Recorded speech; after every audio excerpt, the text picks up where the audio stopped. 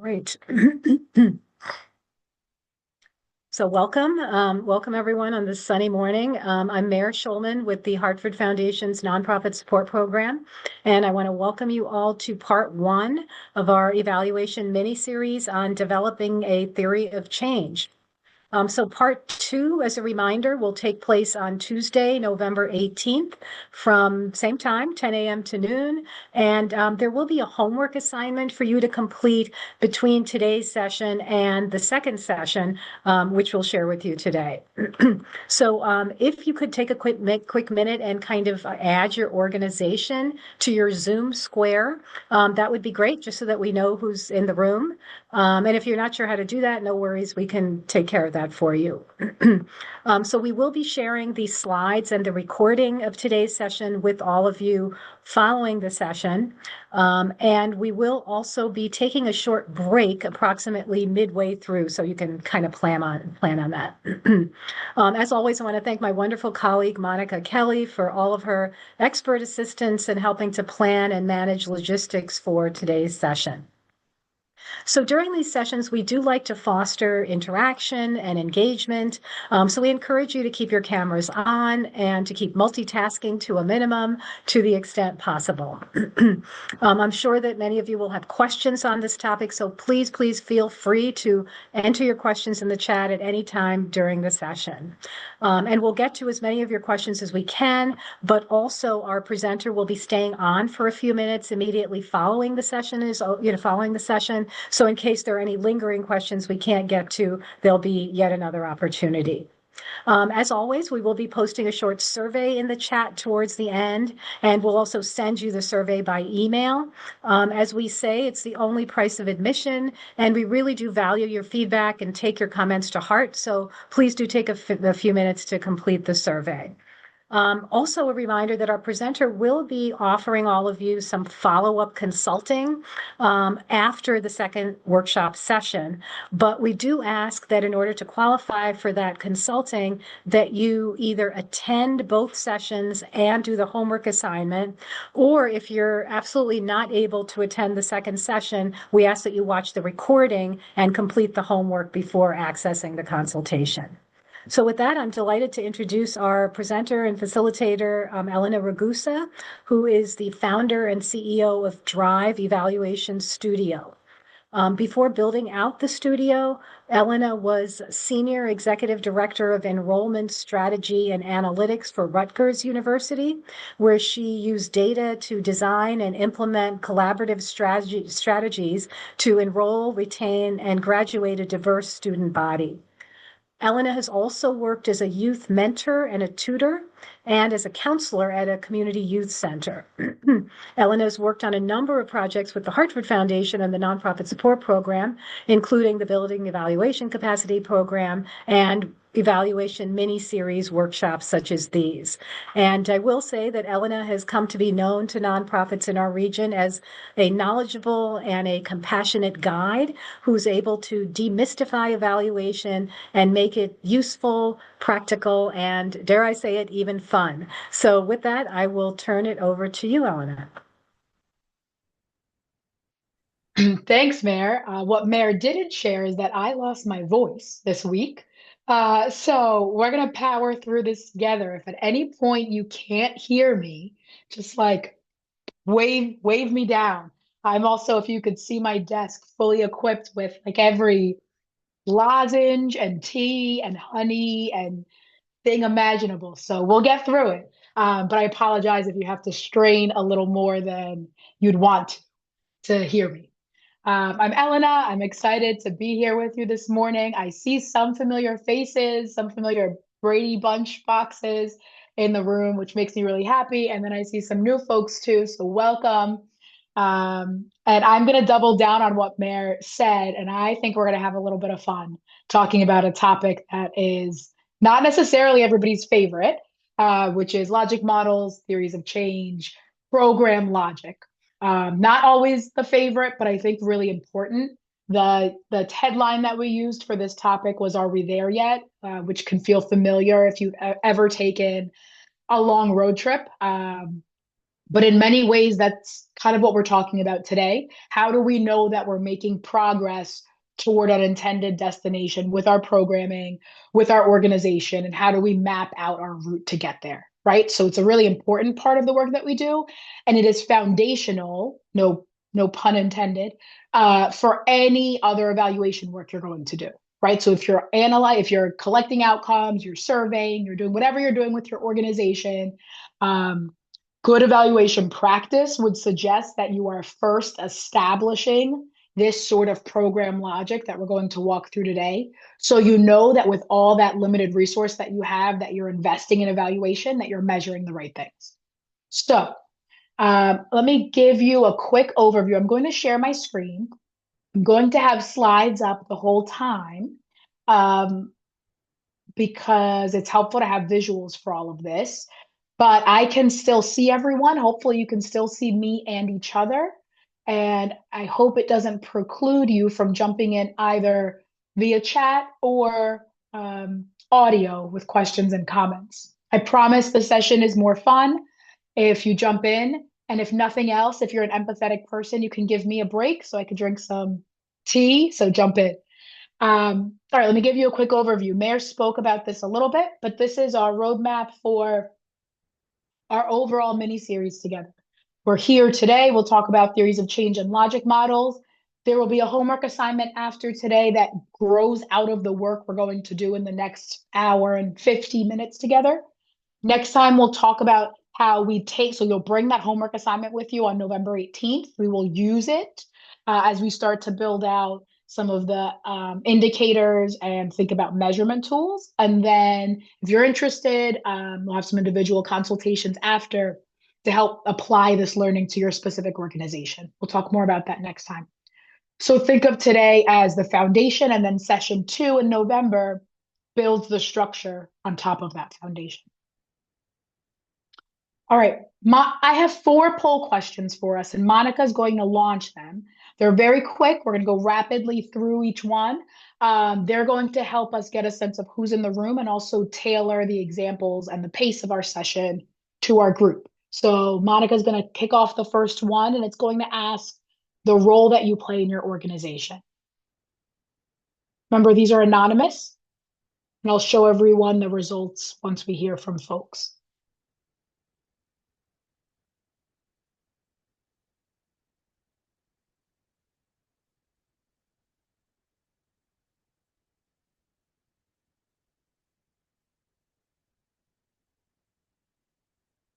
Still waiting for about 6 more people.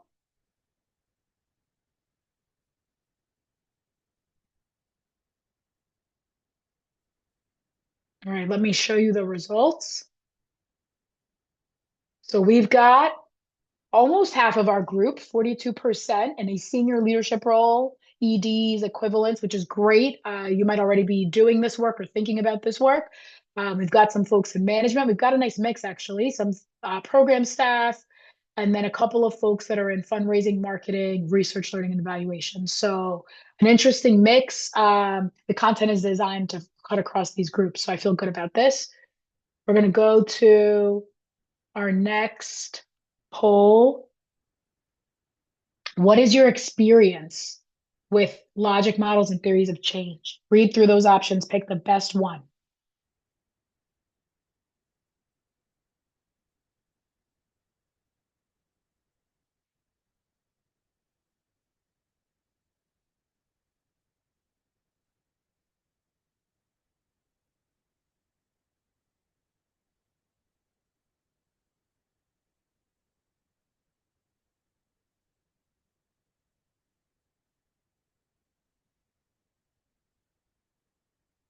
I have more seconds for any final responses.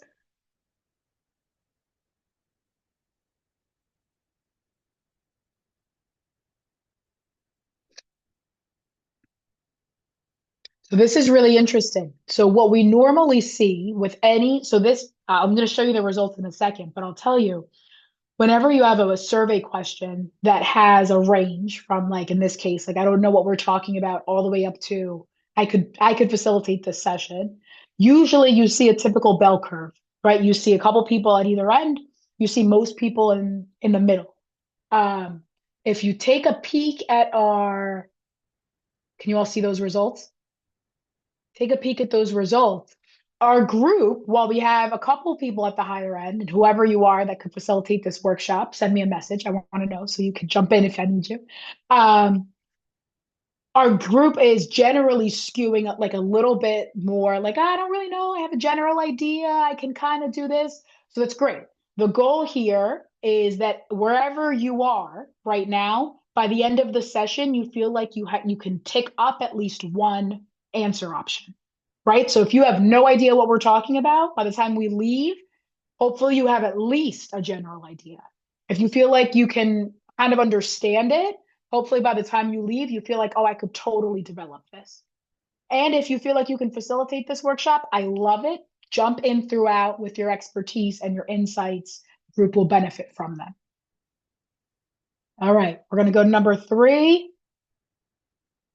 Now, the operative word for number 3, at least one of the programs or the organization with which I work, has an articulated logic model or theory of change. Articulated is the operative word here. Is it written out on paper?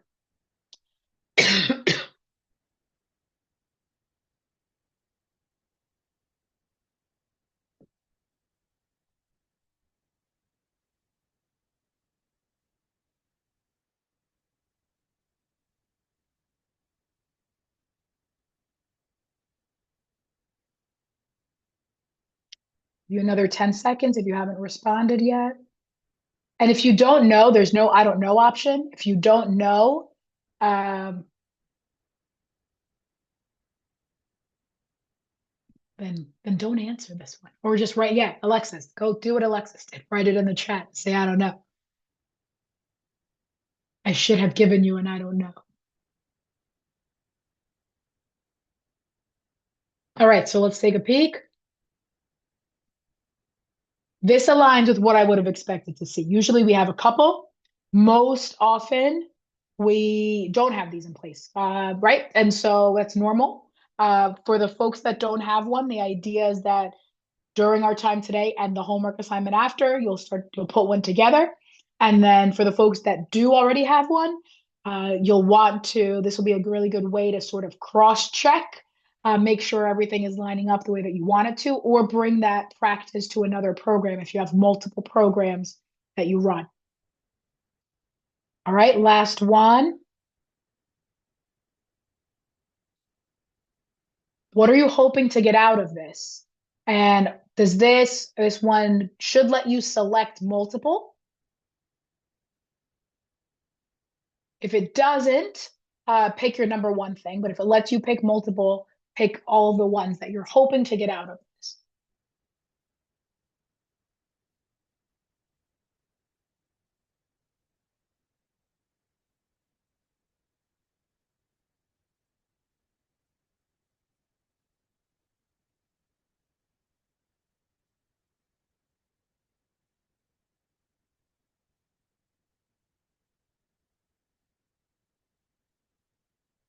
10 more seconds, get those answers in.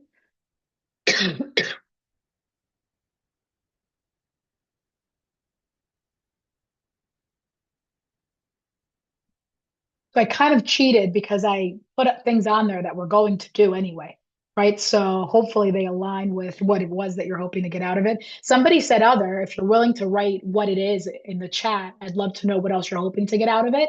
But here's our breakdown. What it is, we're definitely covering that. The difference between a theory of change and a logic model, we will absolutely cover that. How and why you would use it, you're going to get that in the next like 10 minutes. And then how to build it is essentially what we're spending the rest of the time today doing. So we will cover all of these. And again, if you have anything else, throw it in the chat. Happy to see what it is and see if we can accommodate it. But we're in a good place. And this is a good confirmation that the way that we've structured the material and the folks that are in the room will be able to hit a sweet spot. So let's jump in. Here's what we'll do. We'll talk briefly about how program logic flows, right? This is the fundamental concept that underlies everything else that we're going to be talking about. Then we'll look at components of logic models and components of theories of change. What are the building blocks? What makes them different from each other? Then we'll get into the practical work of building a theory of change. So you will, if you've ever been to any of our other sessions before, you know sometimes we do breakouts, we do different things. There are no breakouts today. Some people love that, some people hate that. This time we're going to have activities though. I see you smiling. Like, all right, no breakouts. You're happy with it. But there will be activities. The activities are going to be at your own desk. We're gonna kind of talk about a topic or a piece of a logic model, a piece of a theory of change, and then you'll have a few minutes to start drafting that, right? And we'll go back and forth like that a number of times, um, sort of like a sampling of a menu. You're not going to have the full time to eat the full meal, but you'll get like a taste of the appetizer, a taste of each course. Because as you can imagine, the homework after today is going to be go back and flesh this whole thing out.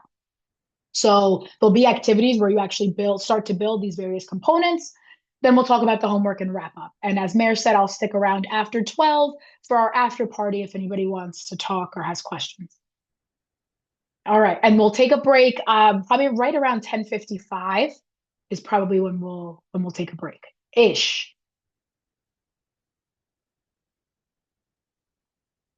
All right, so how program logic flows, let's jump in. At its core, program logic is beautifully simple, right? It's not easy, but it's simple. So just look at this diagram with me. If we do these things, these are our activities, our interventions, our strategies, the stuff that we're spending our staff time and resource on. We will do these things. We expect that a series of changes will occur, right? These are our outcomes. These are changes in people's knowledge, their behavior, their circumstances, their conditions, etc., so that we achieve this vision. And I should say, by the way, as an aside, if you go onto the Hartford Foundation Nonprofit Support Program website, where there are resources available, there is a version of this slide deck up. We call it the overview deck. It has all the key content slides. You'll also have the full deck after today, so you don't have to worry about jotting any of this down.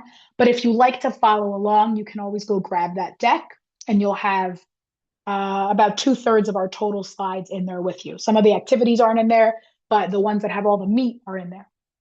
So these changes will occur so that ultimately we achieve this bigger vision, this impact that we want to have in the world. Alongside all of these, flowing throughout, we have context and we have assumptions, right? So context, the opportunities, the challenges, the circumstances around our work, and assumptions are the things that we believe to be true. We're going to spend a lot more time on both of those concepts, so don't worry about that part right now. But this logic chain is what connects you to do the change that you want to see in the world, right? The idea of program logic is making all of this explicit. We all know, either in the back of our heads or somewhere, like it's the logic as to how we've built our work, but we don't always articulate it in this way. So looking at this with a little more detail, you'll see that we expanded those 3 circles into 6 here. So context is the backdrop. Again, you're going to hear these terms for the next 2 hours. We're going to spend time on every single one of them independently. So do not worry about getting this nuance right now. Context is the backdrop of our work. Based on that context, we do a series of activities or strategies. That is what our organization offers. From those, we get some outputs. We're going to talk more about the difference between outputs and outcomes in a little bit. It's a really important distinction, but these are the products that result, the measurable way that we can assess that we did our program or our intervention. Then we get a series of short-term outcomes. These are the things that come from or that happen to our population immediately after our program. Those lead to midterm outcomes, changes that we hope to see a little bit later. And then the accumulation of a bunch of midterm outcomes gets us to that so what, right? To what end? Why are we doing this? The really beautiful thing about program logic is if you slice out some of those in between steps, this is essentially your elevator pitch of your organization, right? If someone says, or your program, if somebody says, what are you doing and why? You could say, look, given this context, we provide these services And as a result, we expect to achieve this vision, right? So breaking it down in that way explains your value and it's your story. And when you ground it in your context, it makes it real and necessary. So, is anyone willing to um, just off the top of their head? So, it's a very rough draft version of this. Give us a couple of sentences. What is the context? What do you do? And what do you hope to achieve as a result?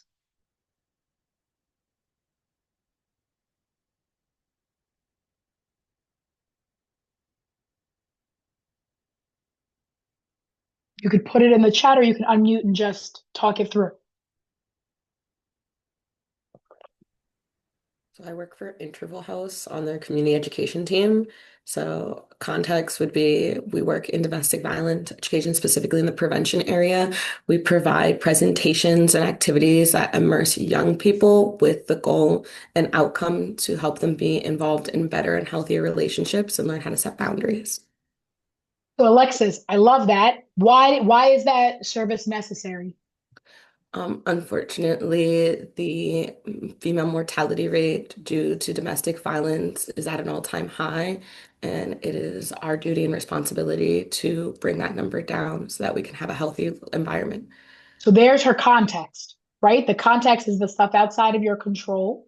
So Mhm. unfortunately, because of female mortality rates in this scenario right now, this is a really critical series of activities that Interval House is offering, right?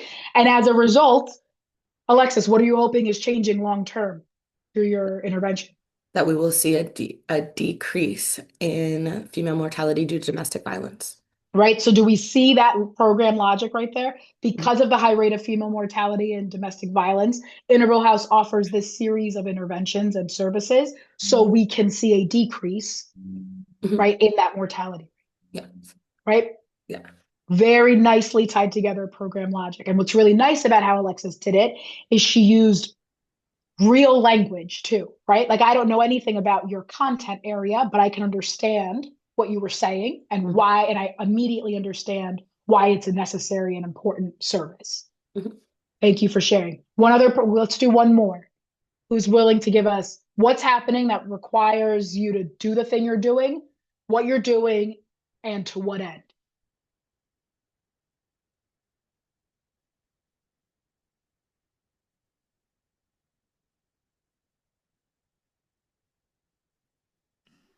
I'm also from Interval House. Could I try from a different perspective from the program that I work with? Yeah, go for it. And then we'll do Peter too. I saw you unmute Peter. Oh, well, Peter, you can go ahead because since Alexis already did Interval House. No, Um, Jessica, you know what, Jessica, save it. Save it because there'll be another opportunity later to jump in. So we'll come back. Peter, go ahead. I saw Siobhan on mute too. I want to give Siobhan a chance. Oh, Siobhan, I don't see you. There you are. All right, Peter, you take this one. Siobhan and Jessica, you're on deck. All right, next time, Siobhan. Thanks for your courage too, Alexis, going first. Well done. Appreciate it. And thanks for everything you guys do. We love Interval House. Thank you, Elena, for today. So, real quick, Leadership Greater Hartford, in a world right now of division in general and disengagement specifically at work, we offer internal and external leadership programs to help leaders develop, connect, and inspire themselves and each other to create really diverse and vibrant communities. And is the to create really diverse and vibrant communities what you're hoping changes in the world as a result of your intervention, or is there a bigger so what for you all, or a different so what? I mean, that's a really big part of our vision that Yep. that our participants are deeply impacting the world in the most significant ways. Perfect. Right. So Peter shared why the work is important and what they're responding to. That's the context, what they're doing through their leadership development programs, and why they intend to do it, why they're doing it. And he said something really critical that we're going to talk about in a minute. He said it's part of our vision, right? So our long-term outcomes and our impact very often are tied, if not match, our organization or our program's vision. We'll talk more about that in a little bit. And Siobhan and Jessica, sit tight. I got you. All right. So, two tools that we use to articulate this sort of program logic models and theories of change. Let's talk about each one. Some of you might be familiar with logic models. Others might be seeing this for the first time. A logic model is essentially a visual representation of the logical connections, right, among the resources that you're investing. We call those your inputs, the activities that you're doing, what is coming out of those activities, and what is changing as a result of them. So logic models typically, and I say this because you'll see different variations of them, typically have four core components, and it's these four. Your inputs are things like your funding, your staffing, your materials, your partnerships, your facilities. It's all the stuff that you need to make your program or your programs happen. Logic models typically include all of those because you want to be able to quantify everything you're putting into it. Then the activities are the things that you're doing, right? These are your interventions, these are your strategies, these are your programs.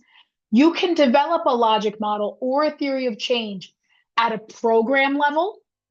So you heard Jessica and Alexis kind of start to get at this because Jessica said, can I do it for the same organization, right? For Interval House, but from a different program lens. So you can think about a logic model at the program level. So Alexis could do one for her program. Jessica could do one for a different program. Or you can think about a logic model or a theory of change at an organizational level. So Peter didn't talk about a specific program. Peter talked about LGH as a whole, right? So either is fine. And there's no, sometimes we see logic models at a program level. We see a theory of change at an organizational level. That might be how we operate it, but you can develop either one for either level. So for the rest of the time together, pick one. Pick it based on where you think there's more need or where you're more comfortable for your own organization, and pick whether or not you want to focus at a program level or if you operate multiple programs at an organizational level, and use that as your lens for the rest of our time together. But know that it can go either way. What you don't want to do is mix those in one logic model or in one theory of change, right? You want to think about it programmatically, or you want to think about it organizationally. And if you get really revved up and at 12 o'clock when you leave, you want to do it for both, fantastic. But you want to do those as two separate exercises then. So your activities are the things that you do. So if you're thinking about it at a program level, it's like these meetings, the sessions that we have with our participants and the resources that we offer them and whatever that is. Or if it's at an organizational level, you're going to be thinking about the different programs that you might offer. Outputs, again, we're going to talk more about these later. We have a whole chunk on outputs versus outcomes, but they are the measurable things that tell you that you did the thing you wanted to do. So for example, the number of workshops that you held, or the number of participants that completed a series. So if I was doing a logic model for our session today, right? The input might be my slide deck, the homework assignment, Monica's time, Mayor's time. The activities would be this 3-hour or 2-hour block that we have. And then the output might be the number of you that are in the Zoom room. So I think we have whatever that number is right now, 30 people, 2 hours of content, 5 activities, right? They're the things that show us that we did the thing we were going to do. The outcomes are what changes as a result of that. So if your confidence level increases in your ability to create a theory of change, if you feel more knowledgeable about the difference between a logic model and theory of change, those are our outcomes. Logic models are particularly good for showing the operational side of your work.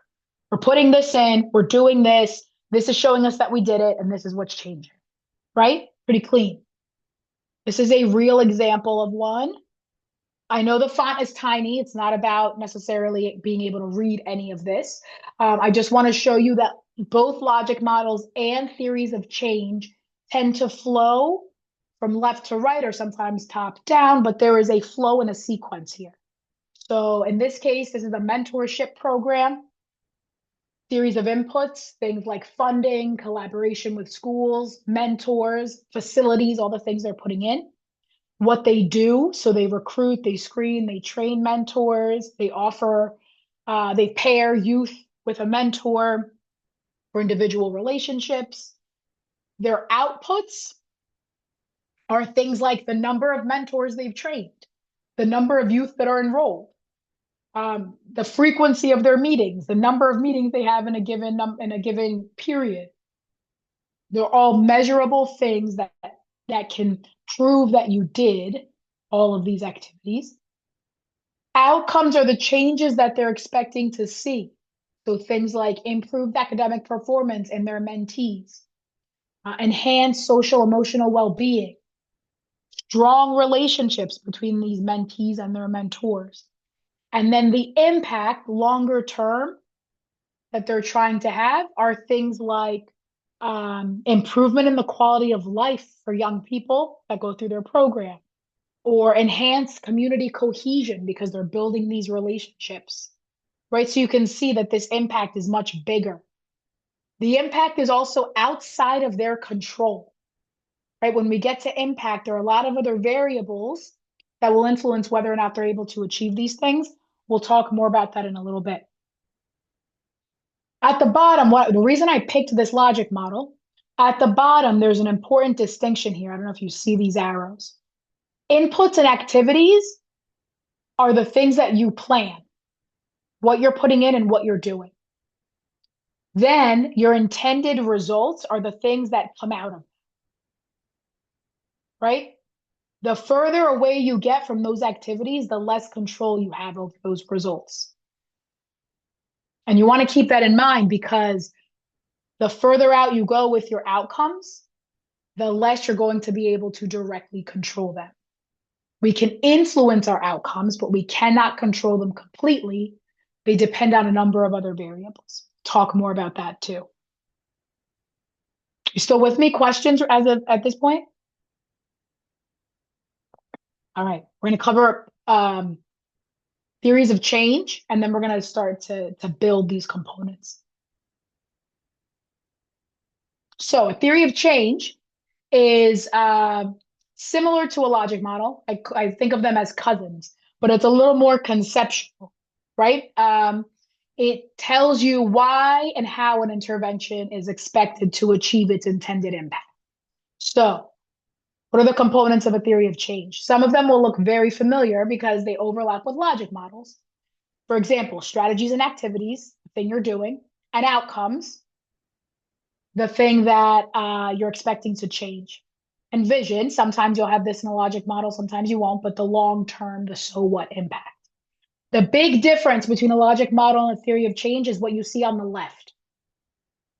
A theory of change usually includes that context that we were talking about, the stuff happening in the world outside of what you're doing that necessitates your program. And I see people putting them in the chat too, and I love that. Right. So, for example, Annie said, due to the national movement to eliminate sub-minimum wages. So there's her context. Or Siobhan said, due to systemic barriers, right? So things outside of your control. So we include the context when we're talking about theory of change. And then we include assumptions. There are a bunch of things that we believe to be true that we don't necessarily articulate that need to be true in order for our programs to work out the way that we expect. And a theory of change expects that you're going to sit down and think about what those things are, and you're going to articulate them. And articulating those underpinning beliefs is part of why this is a conceptual exercise and what makes it different than a logic model. Logic model says we're doing this, we're expecting this, very clean, love it. But when we do this and we expect this, there's some underpinnings of things that have to go right for those things to happen. And we actually write those out in a theory of change.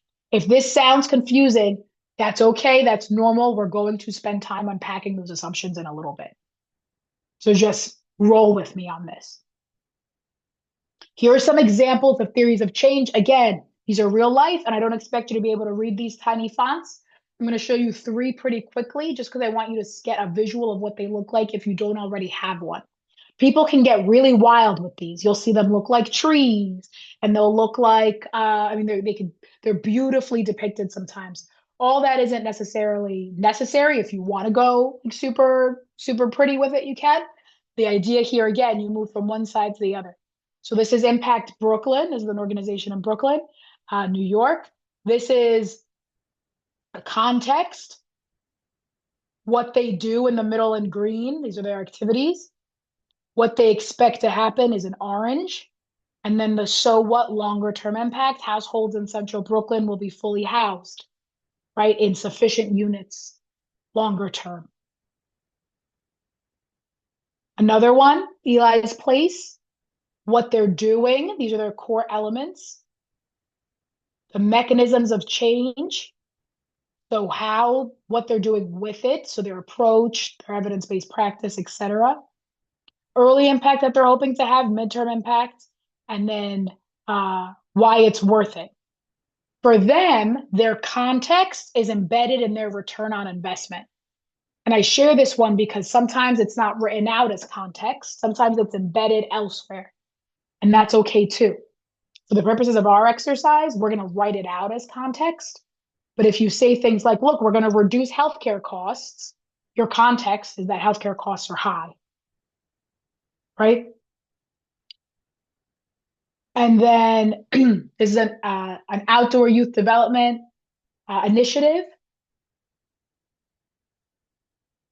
programming, short-term positive attitude change, midterm behavioral change, long-term responsible and healthy adults. The second page of this theory of change, the font was super, super tiny, so I didn't include it. The second page literally just has context and assumptions, and it's listed out, right? So because we know the mental state of young people right now is X, Y, and Z, this program is really necessary, and then assumptions as well. So in all of these, you see a logical flow. In all of these, they happen to be left to right. And then you see growth from what they're doing to the change that they're intending to have. Make sense?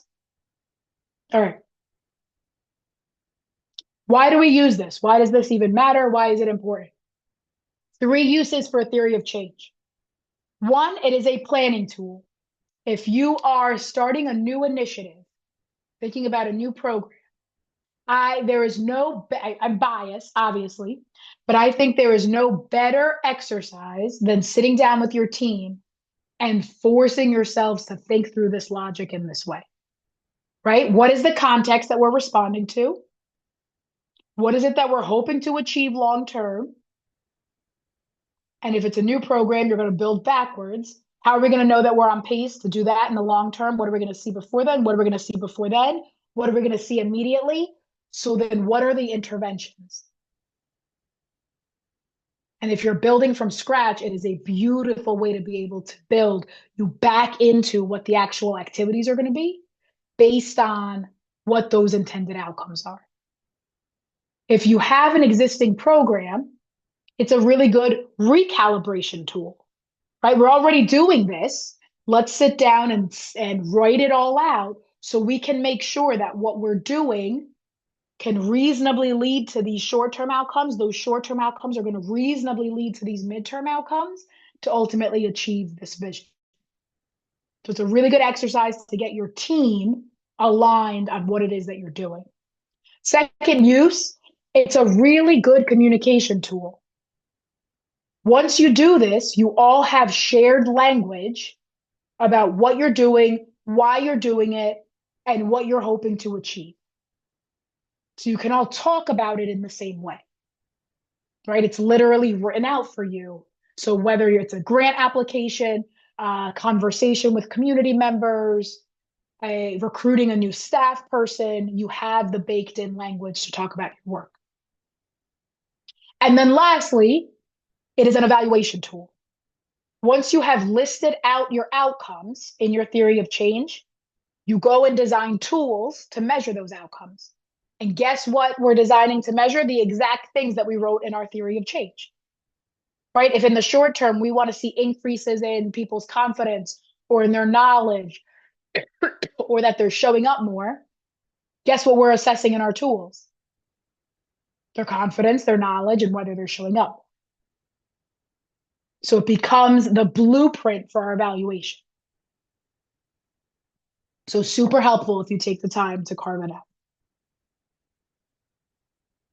And when do we use each one? The reality is they're sort of interchangeable. There are times when a logic model is going to be sufficient. There are times when a theory of change is more appropriate.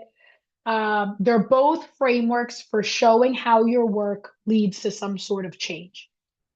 I like theories of change when I want to connect dots, really like when I want to sit down and be like, does this program really like is it really achieving what we intend to achieve and why? If I want to do a deep dive into that, a theory of change is more helpful. If I just want to get down on paper, like what we're doing and what should change as a result, a logic model is more helpful. I think about a theory of change as, when you put, I have my phone sitting right here. When you put like directions in Google Maps or Apple Maps, and you see when you first hit go, it'll show you the full route. Theory of change is like the full route. It's showing you that 30,000 foot view. We're going from here to here. This is the general direction that we're taking. And a logic model is like your turn by turn directions, right? The logic model is like that page that's like at Main Street, you're going to turn left, you're going to go, 0.4 miles, and it's more nuanced and detailed. Sometimes you want that big picture. Sometimes you really need those turn by turn. So there's a value for either of them. Both of them will get you where you need to go. It's just you're looking at it at two different levels. Questions about that part? All right, let's get into the meat of this thing. We've covered a lot of conceptual ground. We spent 44 minutes in concept. Now we're going to shift into the practical work of building this up component by component. So we're going to go through each of these main components of a theory of change. For each one, I'm going to give you a few minutes to start drafting your language for it. As I said, this is insufficient time to draft a full theory of change. Let's be clear about that, right? You need like a lot more time than this. So this is our food tasting. We're going to sample each of our courses. So then when you go back after today and you've got about 3 to 4 weeks before we come together again, you can fully build this out. So take out a piece of paper or a Word document, your computer, whatever you feel more comfortable in. Label the first section of it, vision or impact. We start here because hopefully, and again, you could be thinking at the organizational level. If you're more comfortable to think at the programmatic level, you can.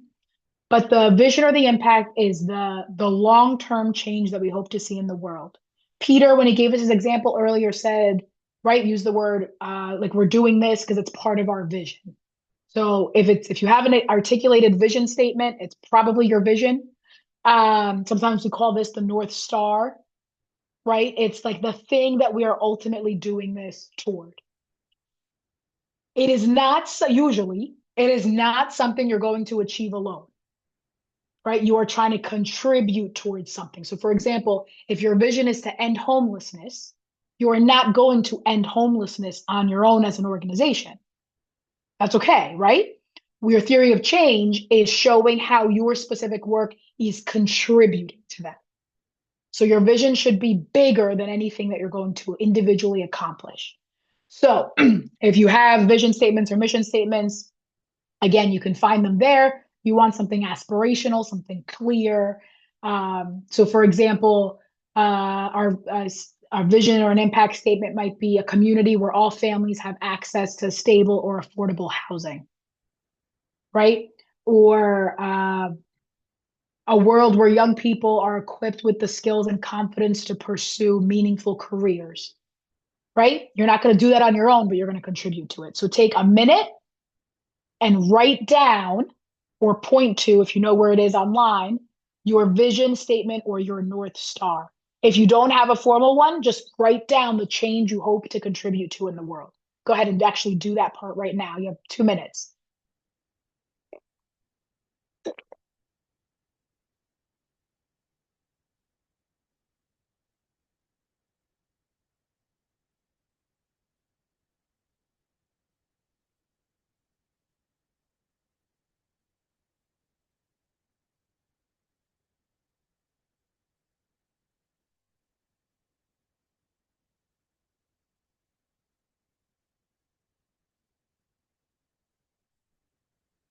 I'm going to quickly, while you're working on that, change what I'm showing you on the screen. I'm going to show you something else so you see what we're working toward.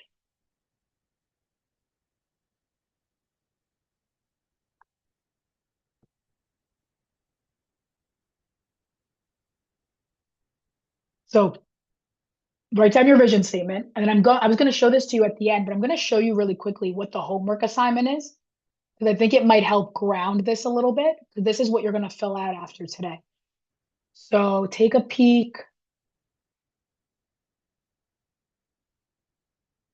Do you see my browser? So the first part of it is just the steps to work through. It's super long. If you feel really good about these steps, you're going to skip all of this, giving you space to work in it. What you're filling out is this at the end. It's a template for your theory of change. What we're working through right now are each of these pieces for a minute or two so you can get started with them to go back and then fill them out, right? So just in case it's helpful to like, Elena, to what end? This is what we're working toward. If after today you feel really good about these components, you're going to skip all those initial pages that I just rolled through because you got it. And you're going to go right to this. And if any of these feel fuzzy, you're going to sit with those earlier pages, right, and work through that process. Is it helpful to see that as we're, yeah, all right, let me stop. So that's what we're working toward. That resource, by the way, is already up. Monica put, if you scroll up in our chat, she put the link to the resources page. That document is already up there for you all. So again, if you want to follow along, that's what we're working toward. All right, so back to our activity. So you've jotted down, or you started to jot down. Oh, Monica, you're so good. You put it in again. You don't even have to scroll up. All right, so you jotted down your vision, or you started to at least. Next, we're going to go to context. So context, people often skip context, and I wish they wouldn't, because it's really important. It's less exciting than talking about our program and our outcomes, but it's actually one of the most important parts of a theory of change, because it explains why your strategies make sense, why they're necessary. The same activity, the same program can work brilliantly in one context and fail in a different one, right? It can work beautifully in one community or for one population and not for another one. It can work really well in one presidential administration and not in another one. It could work really well before COVID and not so well after, right? Like all these external things that influence our work, all these external things can influence our work. So we want to ground our work in context. So your theory of change is better off when it acknowledges the specific opportunities and challenges that you're navigating. So it also explains why your outcomes are significant. So if you help 50 families access housing, for example, that impact can mean a really different thing if your community has a 2% vacancy rate or a 20% vacancy rate, right? So 50 families in a community with a 2% vacancy rate is much different. So it helps contextualize your outcomes. And of course, context changes over time. I just referenced a couple of things that were very timely. COVID, there's a very clear pre-COVID and post-COVID world, right? Local administrative and political changes, state level changes, national changes. We know that that will influence our strategies. So we have to think about context as an evolving thing, and we have to make sure our strategies are resilient enough and flexible enough to respond to that change in context. There are two examples over on the right from actual Greater Hartford pieces of literature. The first is demographic and economic context, right? If you're running an educational equity program in Hartford, the fact that 1 in 5 Black and Brown children in the Hartford region live in poverty compared to 1 in 100 white children is important contextual information. It suggests that you'll need strategies that address not just educational barriers, but maybe some economic barriers too. Right? The second example, also Hartford data, is context about community conditions and perceptions. So this one says 46% of Hartford residents say they feel safe walking around in their neighborhood at night. In that inner ring, suburb, that number is 69, and in the outer ring suburbs, it's 81. So if you're running, let's say, going back to the youth development example, if you're running a youth development program, this matters because it might affect something like program location, transportation, hours of operation, recruitment, depending on where your young people are coming from. You have to keep in mind that if they don't feel safe, getting them to participate is going to be harder, right? Context. Context are the things outside of our control, but can influence the extent to which we're going to achieve our outcomes. We can pull context from external research, like the examples that you have here. It could also be social and cultural factors, norms, things that you're aware of. It could be political. It could be community-based. But regardless, good theories of change are going to name at least a couple of contextual variables really explicitly, the ones that they think are really relevant to their work. So take about 3 minutes and start to jot down either things you already know as context or places that you're going to go find context, right? Where you're going to go find information that is relevant for your theory of change. And these questions might be helpful just to get you to think about it. What are some opportunities you could leverage? Context isn't always bad, right? It could be a really good thing. We have a really strong, there's a lot of community cohesion. So we want to lean into that. So what are opportunities you can leverage? What are challenges or barriers that your participants face? What are the social, cultural, political, or economic factors that shape your environment? Or what data do you need? Take a couple of minutes and just start to jot that down. Make a new section on your paper that says context.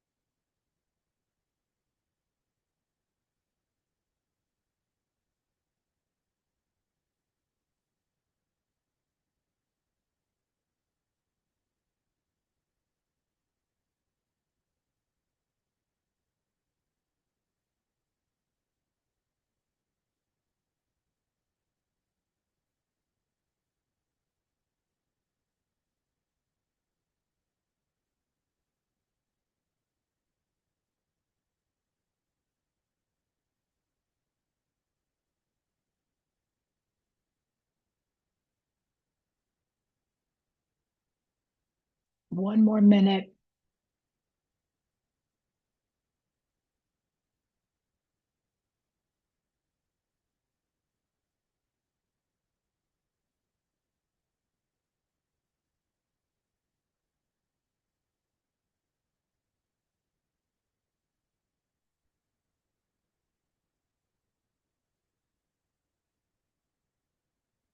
I know you're still writing, keep going, but who's willing to unmute? I'm going to check in with Siobhan and Jessica first and see if they're willing to share. Uh, who is willing to share a piece of context be jotted down? Go ahead, Jessica. Okay. Some of the things that I came up with were there are about 1 in 4 women trending towards 1 in 3 women and 1 in 7 men who witness domestic violence, who will experience domestic violence. Around 15 million ch American children will witness family violence in the home. We work with organizations such as Hispanic Health Council that have groups that are in Spanish or groups that are for men. Some of the barriers are lack of support, transportation, financial constraints, and fear.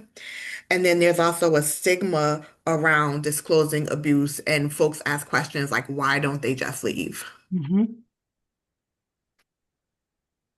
Very real and very important context. And again, lays the foundation for why their work then is very timely and important. Let's hear from one other organization.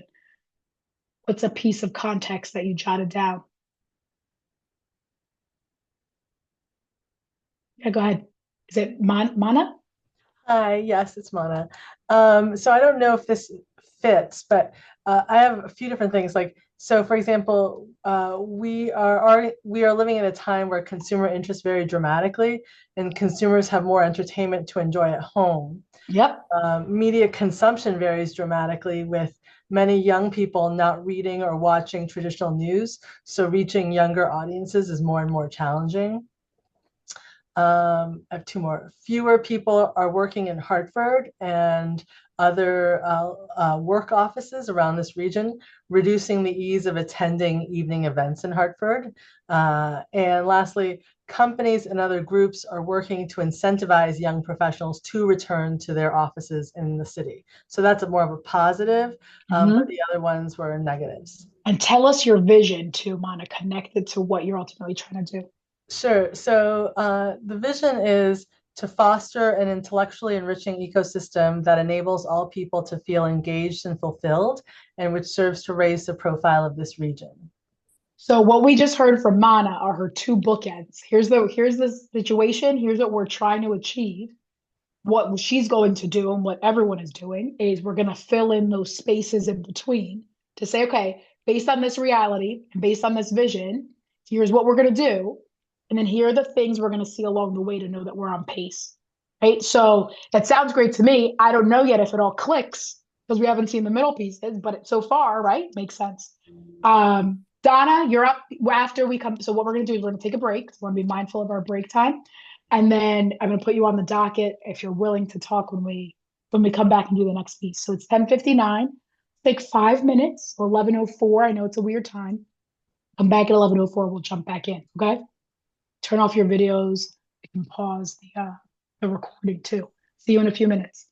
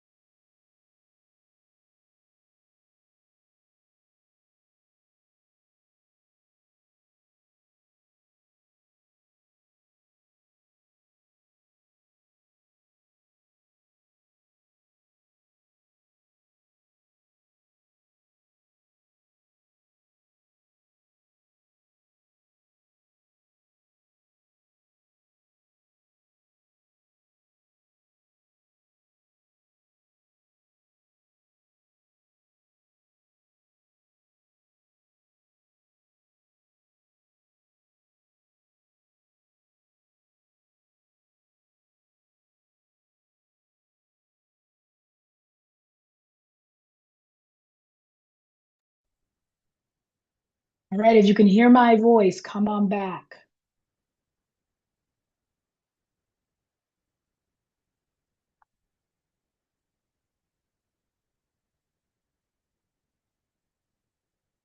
Come on back.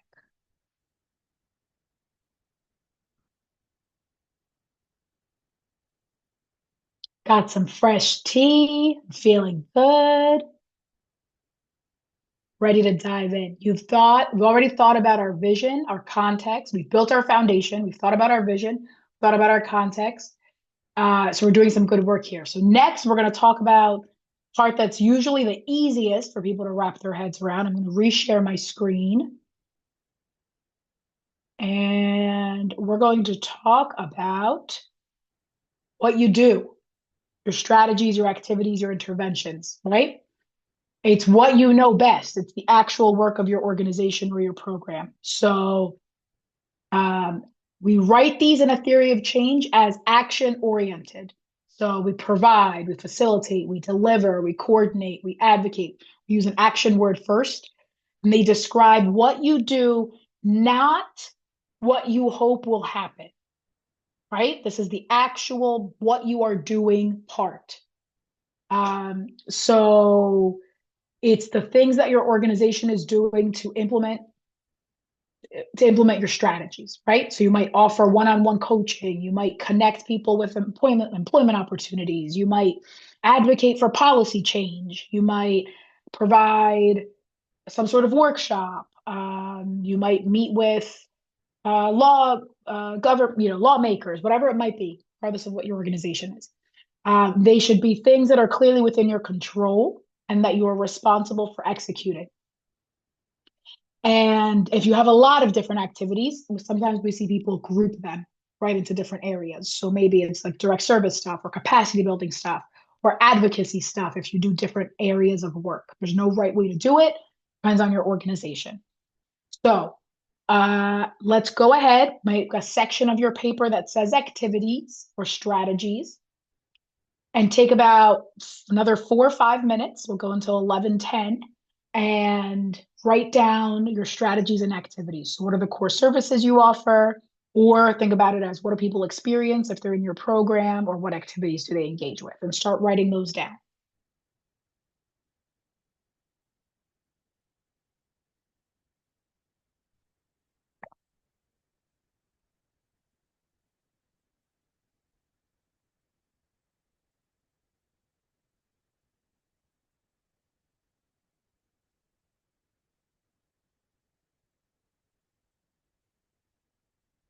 Still writing, that's okay. Thank you. I'm going to offer it up to Donna first because we left her hanging before. Donna, do you want to? You can say no. Do you want to share one piece of context, and then the activities that you're doing and the vision that you're working toward? Sure. I have a lot of scribbles here, so let's see if I can read my writing. The context would be approximately 1 in 3 dating teens report experiencing physical, sexual, or emotional abuse from a dating partner. However, that number is likely much higher since those statistics only represent those who report the abuse. And then you said go to vision. Yep. So The ultimately, as a result of not as a result, but knowing that, what are you all trying to do? Okay. We strive to create a world where teen dating violence does not exist, where youth and young adults can enjoy safe, healthy, and happy dating relationships as they learn, grow, and thrive into adulthood. And you do that by doing what? We provide domestic violence education workshops at area middle schools and high schools. We amplify our social media messaging on teen dating violence. We provide community outreach through tabling at various events. Um, and then I saw that you had something about what do participants experience. And I just put a comment that they experience real life discussions from a speaker close to their age who they can possibly relate to or feel comfortable opening up to. Good, great. So we're seeing how these are starting to all connect right now. Yeah, and this goes back to that elevator speech part that we were talking about before. There's a certain set of contexts. You're doing a bunch of things to get to something longer term. The part that folks struggle with the most in theory of change is the part we're going to go to right now, which is the outcomes along the way to indicate that we're working toward that.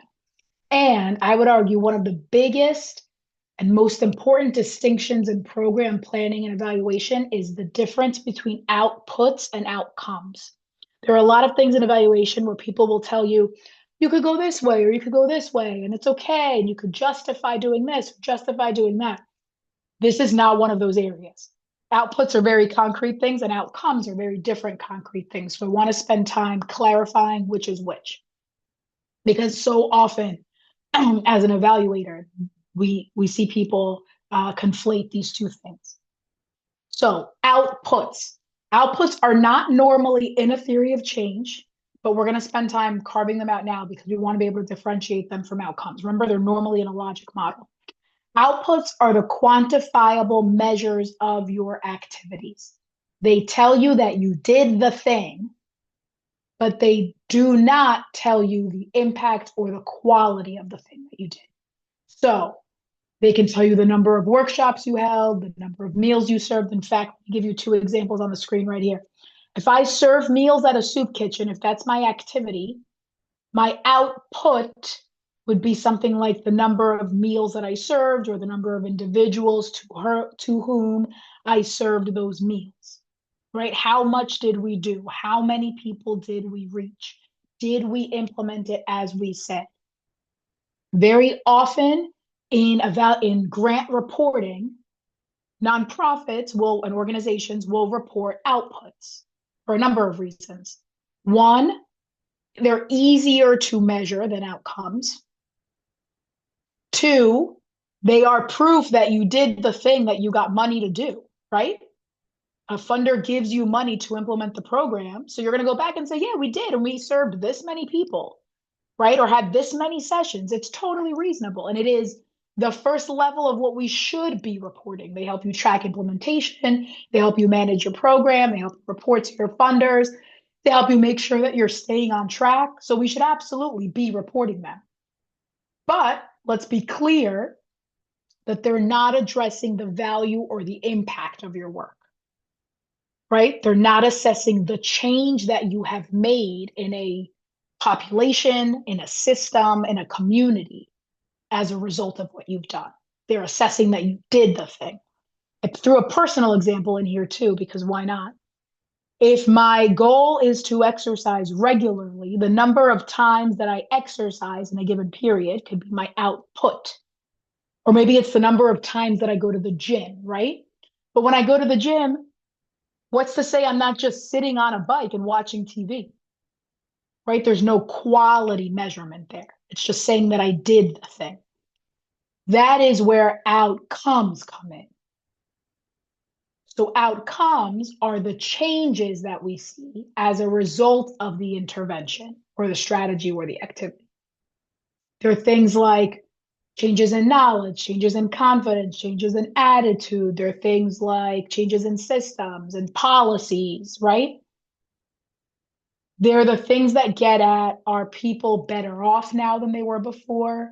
Did we achieve the impact we intended to achieve? And there should be a natural link. So here's our example that we had. We served meals at a soup kitchen.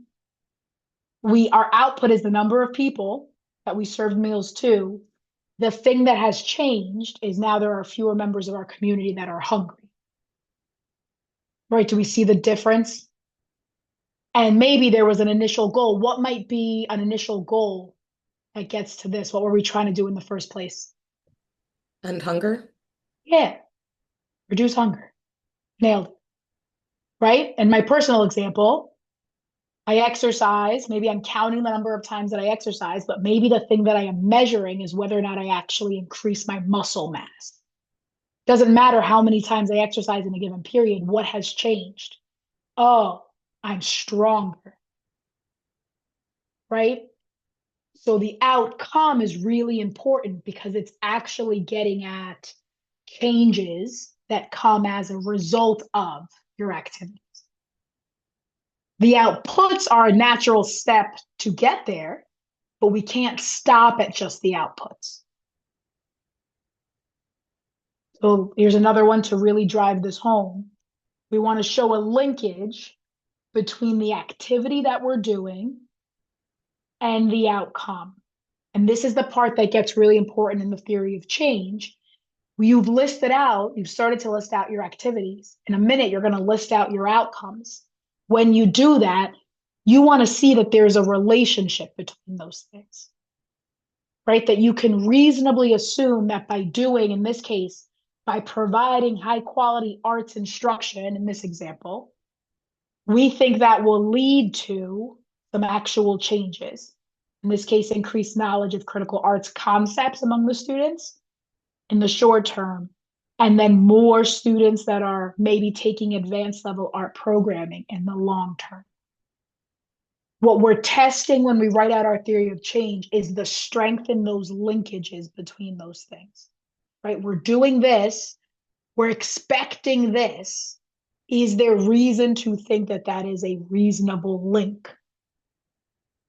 And if not, what do we do then? Do we tweak the activity or do we tweak the outcome? We want to make sure that there's a reasonable jump between one and the other.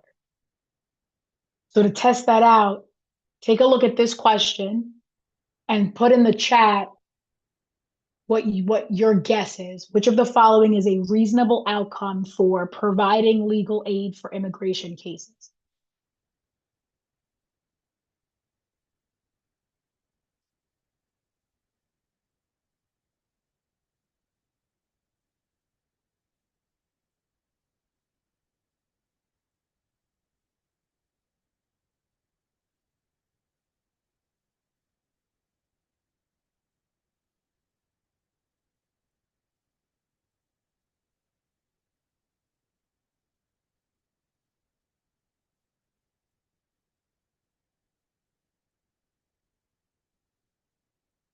Bonus points for Mana because it's always hard to be the first one to throw something in a chat. Yeah, they're all reasonable outcomes, right?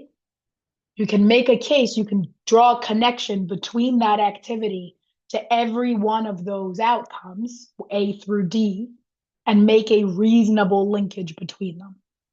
Because all of these are ripple effects or outcomes of successful legal representation. Now, what might be an example of an output related to this activity? Providing legal aid for immigration cases, either unmute or put in the chat. What might be an output here? The amount of immigration cases that you served or provided aid to. Yeah, right? So the number of cases, I'm gonna put it in the chat too, the number of cases that you've taken on, the number of consultations you've provided, the number of cases you took on, the number of cases you resolved, all of those would be great outputs. We want to track those things too. But that's not sufficient. If we took on 500 cases, what has changed in the world? We don't know. But if we're tracking the number of families that stayed together, the number of families that stayed in their homes, the number of individuals that stayed in school or employed, those are the changes as a result. Those are the outcomes, right? The outcomes are the changes in people's lives or in the changes in the systems that we're trying to influence. So this is like the crux of the thing, right? I'm going to give you like 9 minutes, go until 11:30. And you're going to jot down, make multiple sections of your paper, list your outputs. Remember, in the theory of change, we don't normally have them, but we want to be able to distinguish between them. So first, outputs, then outcomes. And if you want to get extra credit points, you want to start to think about them as short-term and long-term. I'm less worried about that right now if you just want to list them all out. But if you want to think about them as short-term and long-term, what's going to happen immediately after your program, what's going to change immediately after, versus what's going to change later when more time passes. Donna, please go ahead.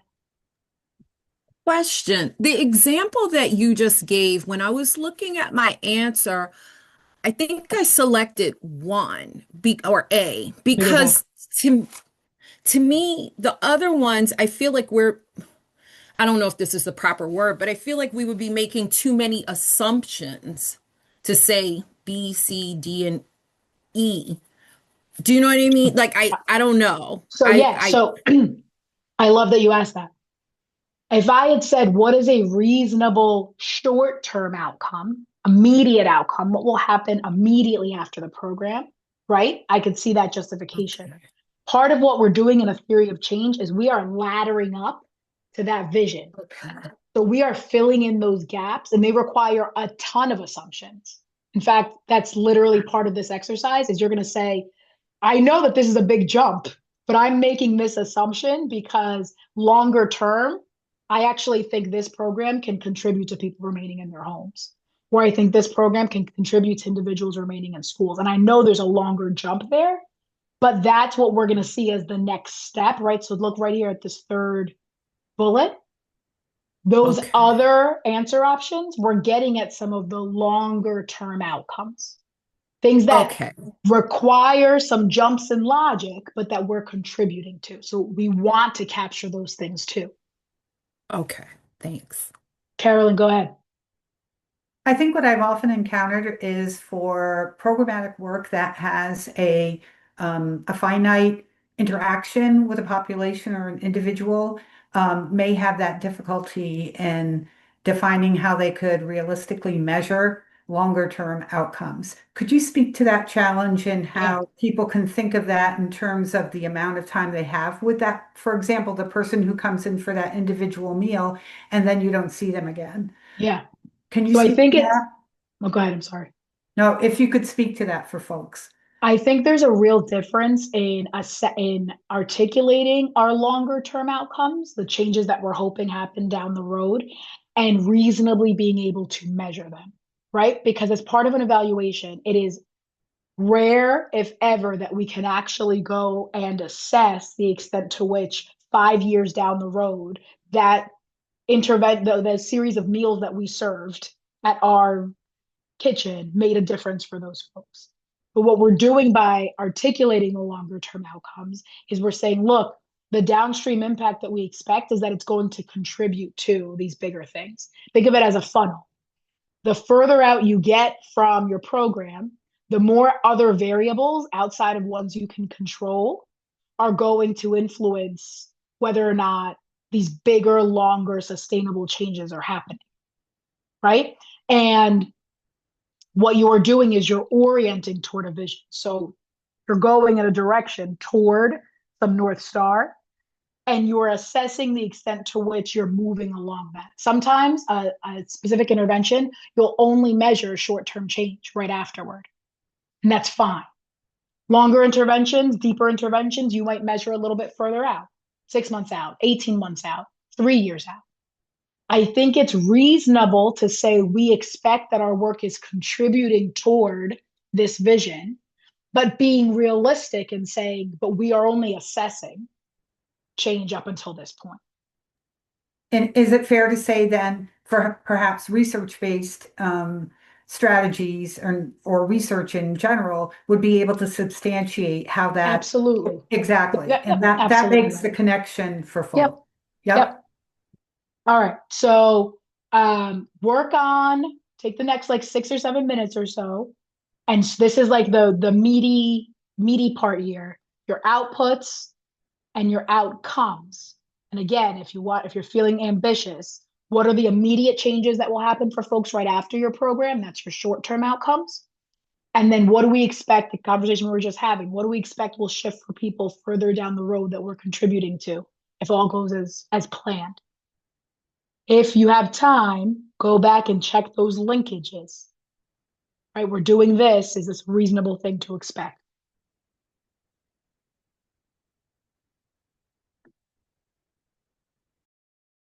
Writing.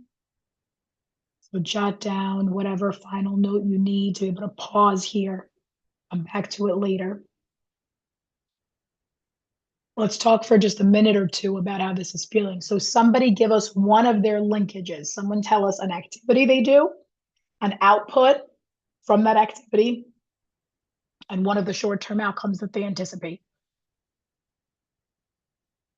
who's willing to give it a shot.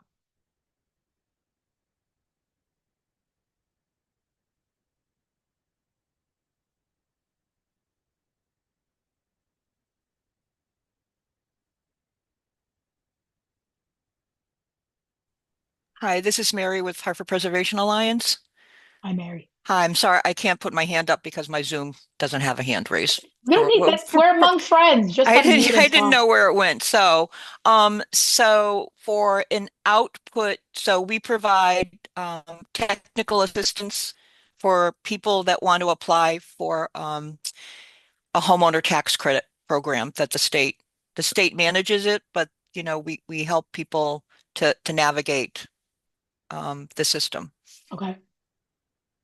And then the short-term outcome would be, well, that they would understand the program and then actually put an application in to receive a tax credit.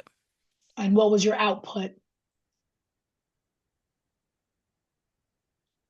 So the output is the technical assistance service. So the activity is Mary's team is providing the service. The output Right. is maybe the number of people that you talk to, right? Or the service number of times that you provided that Okay. service, So right? the measurable output. Yep. The measurable output is like maybe Mary's tracking how many people they've talked to. And then what Okay. is changing? They're actually not just putting in their application, but maybe they're getting, right? So they're receiving funding Yep. back. Yep. Absolutely. And she also mentioned, I think you mentioned like an increase in knowledge. They know more about the program, they know how to navigate it, right? So there's a shift in those participants after meeting with Mary and her team. Great.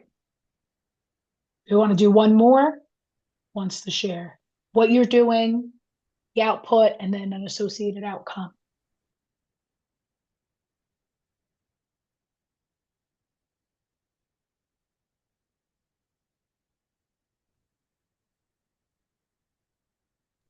Um, if people, if there's nobody else who wants to go who hasn't gone yet. Anybody else? Go for it, Alexis. So 65% of the youth we serve have reported a lot of change or higher in how they view their relationships. This is showing us that our outcome, so that is our output from doing these presentations. Um, and our outcome is that are having a transformative mindset around how they see healthy relationships. So interesting. So I would actually argue that both of those are outcomes, Outcome. right? So because your activity is that go from the activity. So what is the activity that you're doing? We run hour-long presentations and sessions with youth from the ages of 11 and higher. So what might be, excuse me, what might be one of Alexis's outputs from that?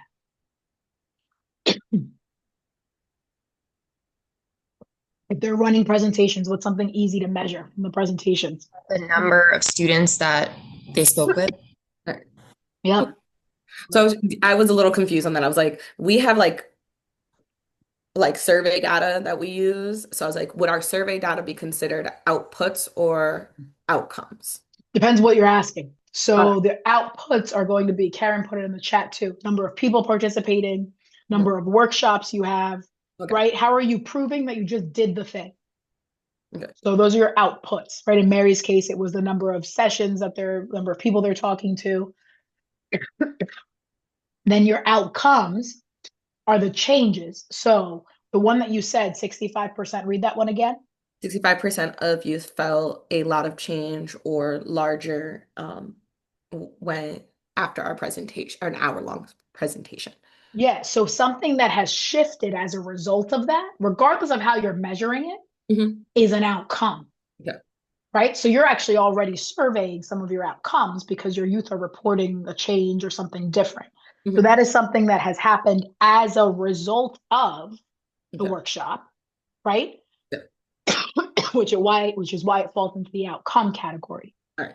So that is a short-term outcome for you. And then you went as far as to give us a long-term outcome. What was the other one? That they have shifted their perspectives on what is a healthy relationship. So, right, so that could actually even still be relatively short term. And then down the road, maybe you find that they're actually in healthier relationships, right? Because of, or as a ripple effect of the work that you all are doing, right? So I want to be clear about this output and outcome distinction. Output is not measuring any sort of change. When you're measuring change, you've crossed over into outcomes. Output is just measuring that you did the thing you said you were going to do. That makes sense? Yeah, I would just say that what always helps me is that outcomes answer the so what question. Right. That is a great Outputs way. is how many. Outcomes is, well, so what? What happened as a result? Yeah, that's a great way to think about it. Thank you, Barbara. All right. Thank So you. you're probably, go ahead. I don't know who that was. Somebody adding something? I just said thank you. Oh, sure. So you're probably not done with outputs and outcomes. It would be very impressive if you got all that done in 7 minutes. So again, remember, this is the start of what you're going to go back and do later. So jot down any note you need so you know where you left off. We have one more content area to cover. It is a critical one. Assumptions. Donna brought this up earlier where she said, look, we can't assume all the, she didn't say it this way, but it was basically like, are all these things outcomes? Because that's a big assumption to make that our work is going to have this downstream impact. And the idea is we're doing this work for a downstream impact, right? But we know that we have to make a lot of assumptions about what is connecting to what that is going to get this to all click the way that we want. So assumptions are basically, we think about it as the invisible foundation that's under our program logic. They're why we assume a particular intervention might work. So every time you say, if we do this, this will happen as a result, you're making some assumption about how the world works or about your participants or about your systems or something. Our assumptions are based on either theory, so research, so history has told us this will happen. Applied research, past experiences, studies, other programs like yours. Your own experience, or my favorite one, just your professional hunch. And it's completely valid and legitimate to base an assumption on a professional hunch, right? So what your expertise is telling you is likely to be true. And then we test it out by doing the thing and seeing if that actually happens. That is completely valid. So for example, I'm going to give you an example that's on the screen.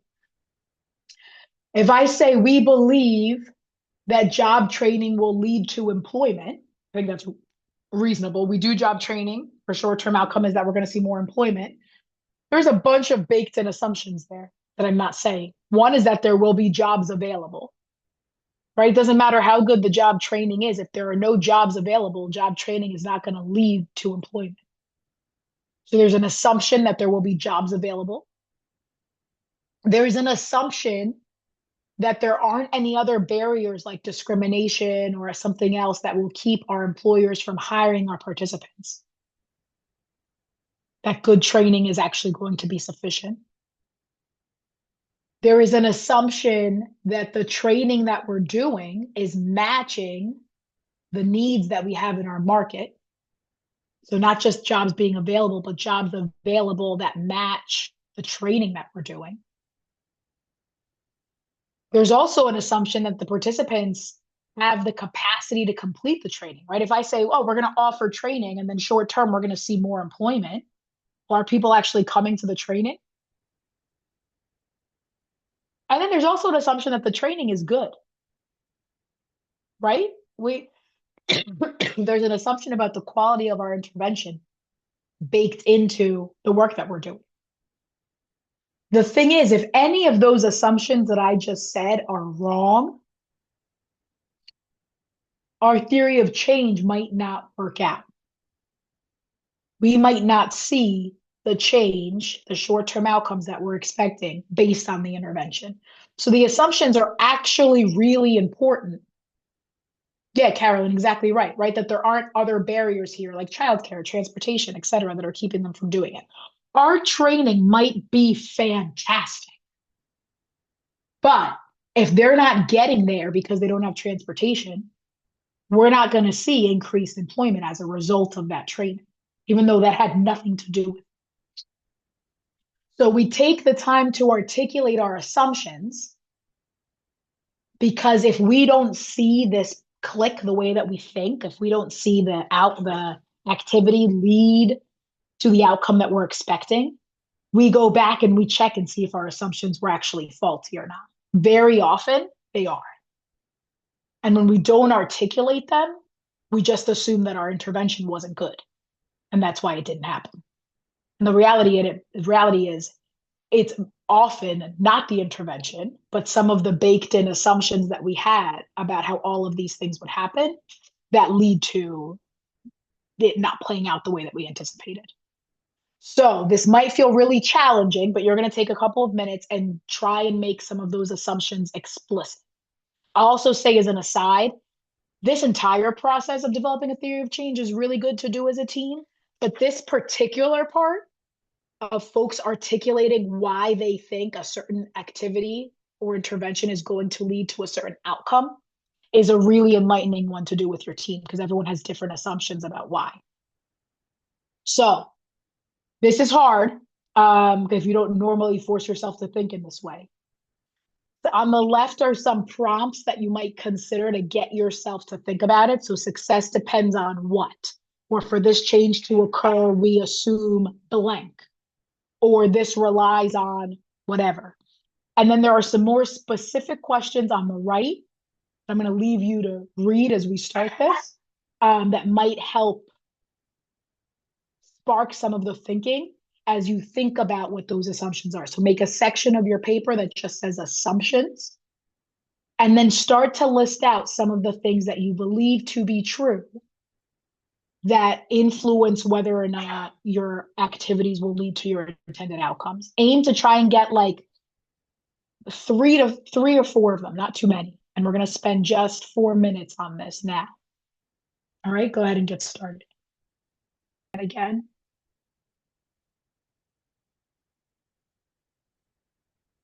The materials that you have and the homework assignment is to flesh out your theory of change, either organizationally or programmatically, your choice. This packet is intended to help you do that. So what we have is a reminder of what it is. So if you're bringing together staff who weren't sitting here today, you could either share this recording with them and ask them to watch it, or you could give them a little 101, right, based on each of the components that's here up front. And then it walks you through the steps that we went through today, piece by piece. So context first, fill in your context. What I recommend, and I say this here, Annie, so the homework is on the resources page, the foundation's resources page. You'll get a follow-up email that'll link to it, so you can download it right from there. So the short answer is yes, but you'll have to download it. My recommendation, Monica just put the link in the chat too. My recommendation is that you go through the whole exercise focusing just on the left side, and then go back through and fill in the assumptions afterward. If you feel good about the assumptions and you want to do them as you go for it. But if you were on that side where like assumptions we're feeling like about it, go through and do the left side and then go back and do assumptions. So you'll do context, vision, same way we did it today, short, mid, and long-term outcomes, and then strategies, right? The thing that you're doing. This is built working backwards. This is our vision. This is what will happen in the long term. This is what will happen in the midterm. This is what will happen in the short term. This is what we're doing.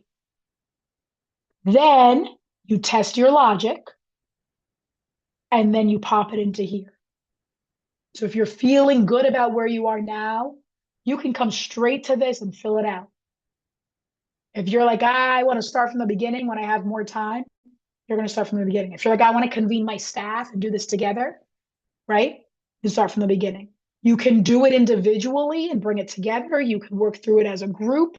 Really depends on how you operate, your culture, whatever it is, your team culture. You have a couple of options. What we're aiming for is that by the next session that we have together, which is on November 18th, that you have this part written up, not perfect. In fact, it's never perfect. Theory of change is never final. We talk about it as a living, breathing document because we're checking it, we're revising it, we're tweaking it. But you want a version of this that you feel pretty good about as a starting point for the next part of our discussion, which will be in November. So I'll go back. I'm sorry to jump around on you, but I want to show you the final slide here. Right?